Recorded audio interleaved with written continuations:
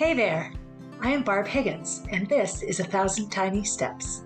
In this podcast, I share my stories of love, loss, triumph, and tragedy as I continue to retrace my steps and ponder what led to the death of my daughter Molly. By doing so, I hope to not only help myself, but to bring purpose and possibility to those who listen. If you are ready to laugh, cry, shake your head in disbelief, then tie, buckle, lace up, or slip on your shoes, and join me as we begin our 1,000 Tiny Steps. Hey everybody, Barb Higgins right here, welcoming you to episode 112 of 1,000 Tiny Steps. When I was a little girl, I remember for the first time reading Shel Silverstein's book, The Giving Tree, and I didn't like it. The main reason I didn't like it is from my perspective, the boy in the book who grows into a man was just greedy. He just used the tree, and the tree, who I felt was wishing the boy would love him more, kept giving of itself. You know, take my shade, take my apples, take the wood, now sit on my stump, right? And it just made me sad. It wasn't a book that made me happy. When I look at how desperately I cling to things sometimes, how desperately I cling to people who I want to love me, and how desperately I cling to memories and items that represent the memories, this feeling around the book makes sense. This will be a hard episode to get through without crying a little bit. So we just cut down a tree in our yard, and I will have written a blog post about this by the time you hear this story. But as with anything in life, change is tricky. Part of me is excited about change. Most of me is anxious and nervous about it. Always, I'm okay once it's occurred, for the most part. So I remember the first time I thought of this house as potentially being a house I would want, I was out for a run. It was the year 2000, and I lived on Albin Street, which is a little neighborhood, a bit north of where I live now. And I ran by this house, and it looked like it always did, so I didn't pay much attention. And when I finished my 5-mile loop and was running back, the white fence had been put up. It was installed quickly. The fence company must have come in the hour that I was running and put the fence up. And the house just popped. I'll never forget it. I went running again the next day, and I did the same loop, and I ran by the house and just admired it, how much the fence made the house pop. And I really paid attention to the details. This beautiful maple tree to the side of the house. And suddenly I just noticed the property. When I finished that run that day, a for sale sign was in front of the house. And I rushed home and told Kenny, and we put an offer in shortly thereafter, and the rest is history. Here we live. I remember the first time we really sat here after taking a tour. We sat at a picnic table in the yard with the people that were leaving, the Grovers, and they were moving far away. I don't remember where they were moving to now. And I remember the woman, Mrs. Grover, just looking at the house and this wistful look of how much she loved the property. It went right across her face. And we were sitting on a picnic table underneath this beautiful tree. And I felt for her because she loved her home, and she'd only lived there just a handful of years, maybe 5 years at the most. They had started their family there. That stayed with me, just the look on her face. And as my life began to unfold here in this house, I felt in the beginning years so lucky. I started my family in this house. I lost baby Gordy on Albin Street in the other house. And then I had Gracie and Molly here, and of course, Jack. So it is 2023, and we bought this house in 2000. We got married that year as well on Friday, October 13th. And this year, October 13th is a Friday. It's coming up. I'm recording this on the 11th, which is Wednesday. To say in a lifetime has passed through me since that fall of 2000 and moving in here, starting my family, is an understatement. And when I look at the tree, I just see it all. I'm going to get emotional now. I remember early on living here, we didn't start having a swimming pool until the girls were in elementary school, but we spent so much time in our front yard. The driveway horseshoed through at that time and went out both sides of the yard. We had family get-togethers here a lot, bonfires with the neighborhood, and our neighborhood was young, lots of families with babies. And so Christmas Eve campfires and New Year's Eve campfires became a regular part of our early years here. We strung Christmas tree lights up on that big tree. I remember once following all the branches as high as I could. It looked fantastic from the road. It provided a ton of shade. We have a yard that gets a lot of sun, And when my mother babysat Gracie and Molly when they were babies and toddlers, they could spend hours outside because there was plenty of shade, ample shade. My mom could run into the kitchen or the bathroom and never lose sight of the girls because the tree was directly out in view of the back door. It started to show signs of wear a while ago. And it's one of those maples where a lot of the branches die. And so you have dead branches interspersed with live branches.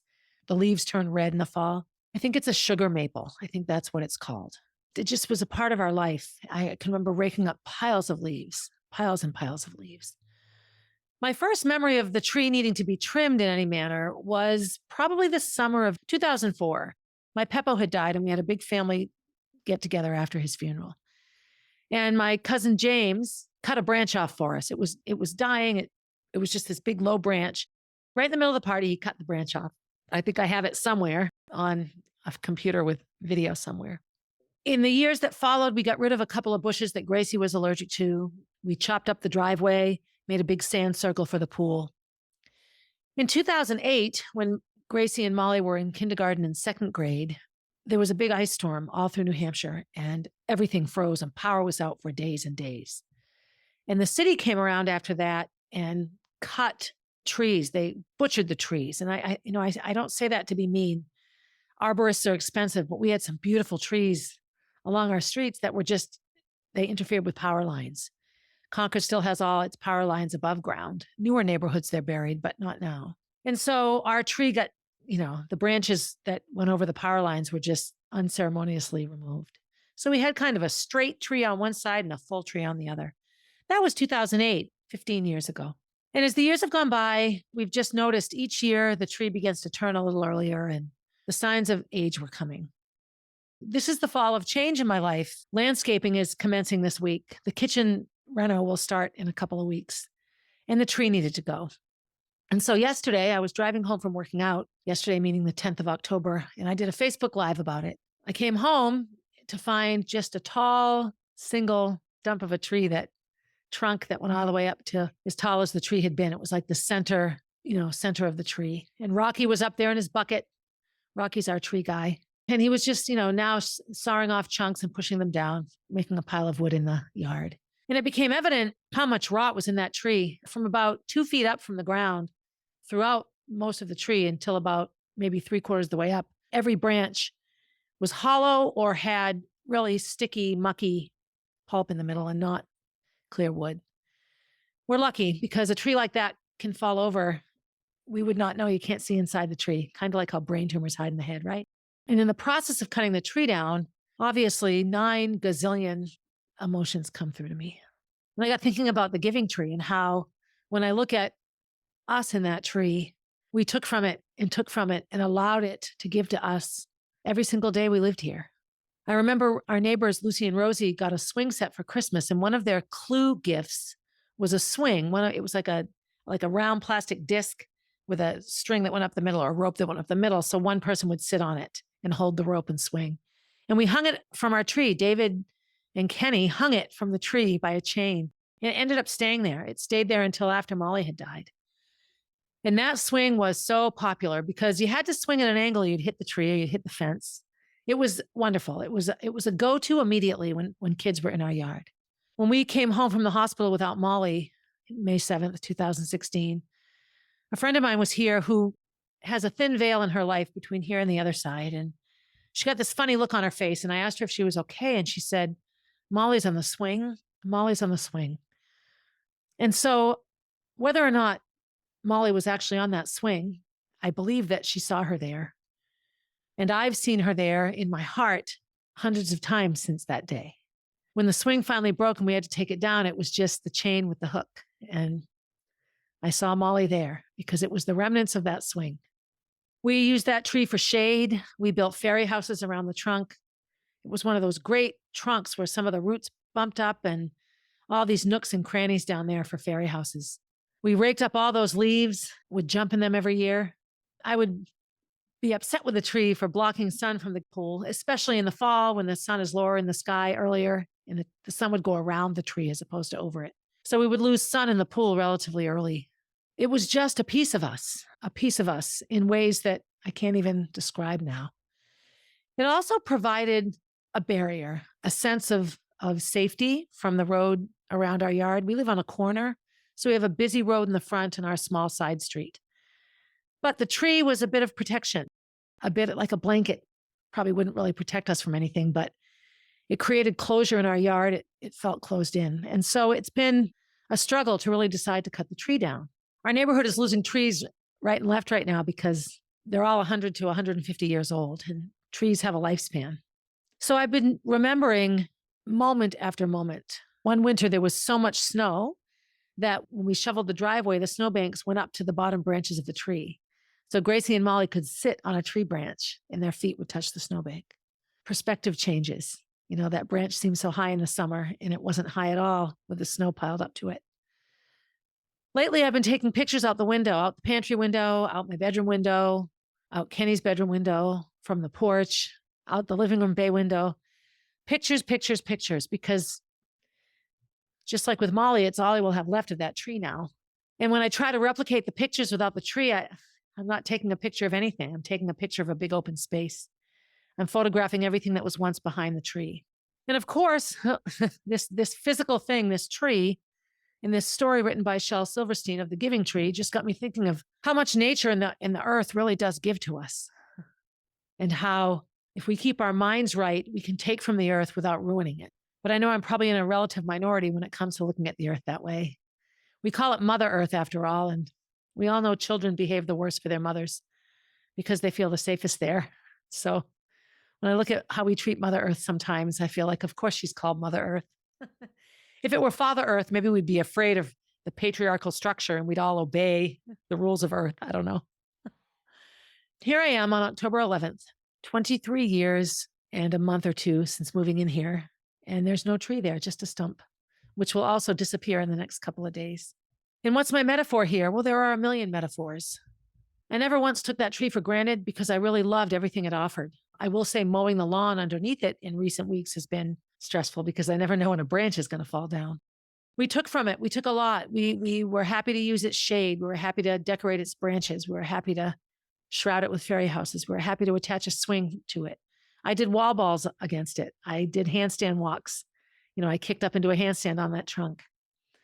These are things I use the tree for. My mom and dad would love to come and sit under it. It was just a nice shady spot. It provided our yard with a lot of shade.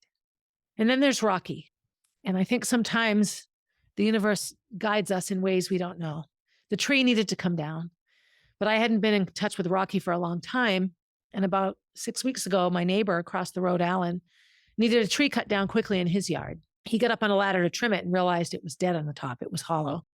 Rocky came. And so I went over to talk to Rocky to say, please cut this down. We're in big trouble with this tree. Please cut this down, which he did. So we reconnected. And he said, yep, I can do it.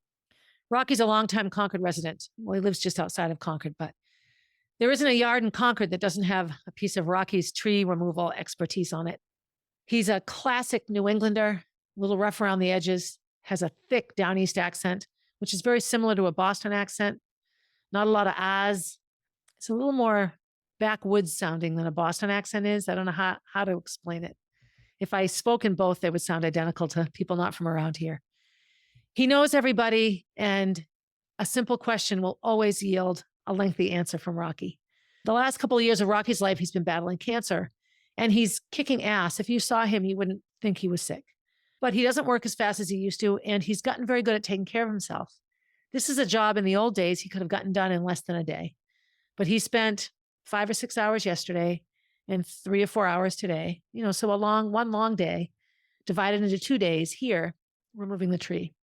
In the process of the tree removal, of course, all of us are having our emotional reactions. Kenny's hiding it well. Jack is just enthralled, but worried that the tree was sick and that we'll miss the tree. What Jack loved the most was the tractors and the cranes and the buckets and the trucks. Oh, he was in little boy heaven, I'll tell you. And as the tree came down and you see the inside of the tree and the rings and the lifeline of that tree, you just see so much. You just see its lifetime. It's been standing there for a long time. We kept a piece of it, and I'm going to shellac it real pretty, or have somebody shellac it, make it into a little table, a small table upon which I think I'll put a picture of Gracie and Molly under the tree or on the tree. I'm sure I can find a good one. And that's how we'll remember it, that it was there and that it mattered to us. But along with the 2 days of tree cutting on Rocky's part was conversation, conversation, conversation. I got really teary-eyed during one of our conversations, and he stopped for a minute because I had mentioned Molly's name, and he goes, "Who's Molly?" And I said, "Well, my 13-year-old daughter who's dead." And so he got teary-eyed. We shared some really emotional stories. This is a rugged, rough guy. I think the right person to cut my tree down is somebody that's willing to stand in my yard where the tree once was and cry with me. And he did. He cried at people he'd lost. He cried at special moments he had in his cancer treatment with people he met. He cried about Molly. I told him the story that, the parts of the story I'm not allowed to share publicly. We shared some anger over big pharma and basic American medicine in general. I took him to Coach's house. Coach has a Norway maple and a sugar maple, a huge, huge sugar maple. Both need some significant work, but he can do it. I thought maybe he would want to cut them both down. I know that they're old trees, but the big one, it's a huge maple and it forks into two huge maples coming from one giant trunk. And he says, no, we can do this. We can save it. And you wire things together and you get rid of branches that cause heavy weight. It's all very scientific. Physics comes into play in that really practical way. And so he's going to take care of Coach's trees. And I told him about buying Coach's house and how much Mr. Ludi meant to me and how involved he was in my life and how he saved me in so many ways. And Rocky said, well, then I'll take care of these trees. He's not healthy and he's not young. He's almost 70, but he gets it. And he said that to me. I've learned as I've gotten older that life isn't about the mighty dollar bill, that sometimes life is way more about the connections you have and the people you meet and the money you might sacrifice to do the right thing. Made me really happy. I asked him, did he ever get sad cutting down trees? And he said all the time, because trees are beautiful. They're like nature's defiance. They sometimes can withstand the toughest winds and the pelting rains and the freezing temperatures. They get battered all winter long and then they bloom beautiful and green again in the spring. I wish Molly could bloom again down here. Anyway, my mom turned the corner and didn't come in, and I called her and said, are you okay? And she wasn't prepared for not seeing a tree because, I don't see her all the time. So she didn't know it was coming down. I didn't know it was coming down. So I called her on the phone a little bit later. We talked a lot about the tree, what it meant, and, that it's time. It's a tree. I'm looking at a gazillion other trees that surround my house. The Northeast is heavily dense forest. If the whole city of Concord were to move away, it would not take long for a lot of it to disappear beneath the trees. But this one was in our yard. It was a piece of us. It was one more piece of proof that Molly was here. One more gaze, one more view, one more thing for me to look at and remember 50 things that happened beneath it. Maybe it's to get me ready for what comes next. The fence in the front of our house won't be there for long. And I have a picture of Molly painting it with me and Gracie and our neighbor Elise. So that will disappear. The kitchen window behind Molly, in the picture I took of her on her 13th birthday with her little 13 cake. I look at that window from the door from the living room all the time and picture Molly at the kitchen table in between it. And in 2 or 3 months' time, when I stand in the door from the living room looking over where that window was, I'll see a much smaller window. And there won't be a kitchen table. There'll be an amazing kitchen. But it won't be the one that I looked at when Molly was here. I'm really anxious about that. Change is good and change is necessary. And I know I have some of the naysayers in my life who will look at this with contempt and remark to their friends that they can't believe I'm still upset about these things. But, when somebody in your life dies that you loved unequivocally, and these things will bother you forever. So it'll be okay. I've reinstituted some things. Jack is dancing, so I'm back tap dancing again, much to the chagrin of the toes on my left foot, but that's okay. It's nice to see Cindy Flanagan. She's teaching the class. We're dancing to a song that Gracie and Molly danced to. Sing, sing, sing. I get connected to Molly that way. Cindy's significant other, Carl, shared a story with me that he had been at the hospital and saw an ambulance whiz in and a medical helicopter. And he had a rush of memory around Molly and he got teary-eyed sharing it with me. And then he apologized. I'm like, no. That's how I know she's still here, by hearing stories about her. And knowing that other people remember her as well. Carl and Cindy are going to come to the book signing. So look at the timing of all of this. The release of the book, which we tried to release in April and then in July. The kitchen remodel, the landscaping, all of the things that we need to do to keep our house healthy, to keep our yard safe. It's all sort of happening at the same time. Maybe this is how it's supposed to be. I don't know. The day that you're hearing this is the day that my book signing will occur at Gibson's. So maybe it's supposed to be an emotional day. That would make sense to me based on how things are. The best part of today was watching Jack get up and down off that blue tractor probably 50 times. He'd climb up. He had this little trick where he could stand where the big steering wheel was and do a 2-foot jump and land his tushy right on the seat. He made us watch. He'd still be doing it if we just left the tractor there. He put up a big fight when it came time to leave. Rocky has invited us to his land. He has deer that come. He's been feeding them for years, I guess. And so they come and he feeds them apples, and his house is in the middle of the woods. He's like, you got to bring Jack up and let him watch the deer. And Jack would love it. I know he would. He's just so curious about everything, so there was some happiness in it. And the new tree that we plant in the spring can be Jack's tree, and it will have connections to Molly, I guess. I don't know. Mostly it's just making me really sad. In the 2 years after Molly died, when I was at my worst, we did no yard work at all. We mowed the lawn, and that was it, nothing else. And we had a garden that my friend Robin planted with all the flowers that people had given us. We would maybe weed that. Mostly she would weed it. We just didn't have the energy to do it. And in the summer of 2018, that was shortly after we settled the lawsuit, I just thought I would trim the yard a little bit. And it ended up being like a 2-day, multi-hour ravage of the yard. I got saws and clippers and hedge cutters, and I just cut, oh my gosh, I just eliminated branches and branches and branches and bushes and overgrowth. So as you come up our driveway, right now, there's a significant lawn there to the left. And there was when we moved here. When the girls were little, we had our camper over there. And after Molly's death, we just didn't tend to it. And of course, it just kept encroaching to the driveway. So by the time I really got back there to cut back everything, it was almost to the driveway. But it sheltered us from everybody. When you looked out that way, you couldn't see any of the houses up the road because it was all trees and vines. And it was so cathartic for me. I remember it was just cathartic to get rid of it all.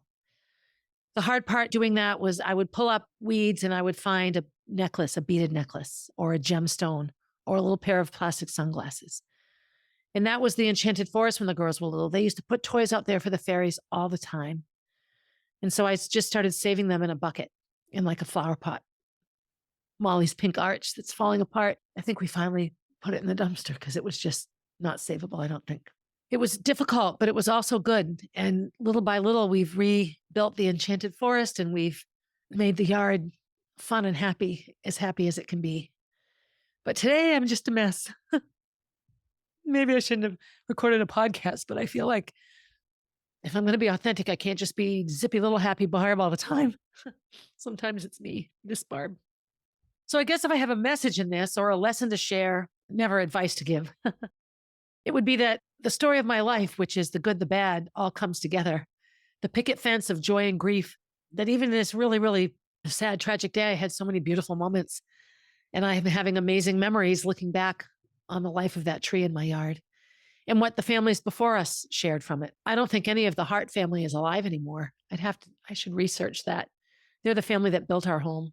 They grew up with that tree. That tree grew up with them, and then the Grovers, and then us. We're just the third family to own this home in 118 years. Makes me feel old now.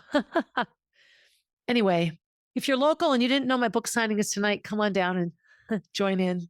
I do know that my intention is to plan other book signings in different locations so that those of you that listen that live far away might be able to come and meet me and chat in person. I'd like to do them in a lot of different places.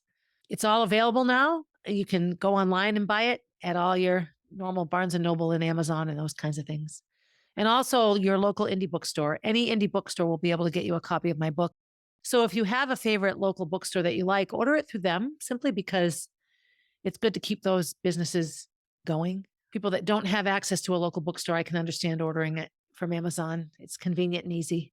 But if you can, order it from your local bookstore. I think these next few episodes will probably chronicle somewhat the other changes that will come to my home.